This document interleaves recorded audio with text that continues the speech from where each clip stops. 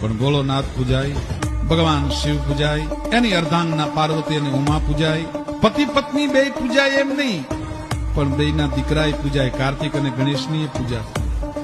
બે દીકરા પૂજાય એમ નહીં, પણ બે દીકરાની વહુ પૂજાય, બે દીકરાની પત્ની પૂજાય, ગણેશની પત્ની રિદ્ધિ અને સિદ્ધિની પણ પૂજા થાય.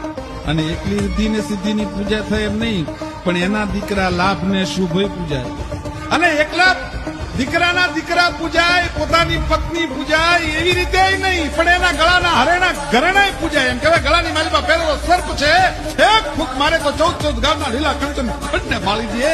એવું જે હળાહળ વિષ છે એ ગળાની માલિકા સર્પને મીટીને બેઠો છે દાદો. એ સર્પ પણ પૂજાય. અને સર્પ એકલો પૂજાય એમ નહીં, પણ જેની માથે સવારી કરી છે એ નંદી કોઠીઓ પણ પૂજાય. જેનું સમગ્રત્વ પૂજાતું હોય, જેના સમગ્રમાં એમ કહેવાય છે કે શુભત્વ અને શિવત્વ હોય, એને જ મહાદેવ કહેવાય, બીજાને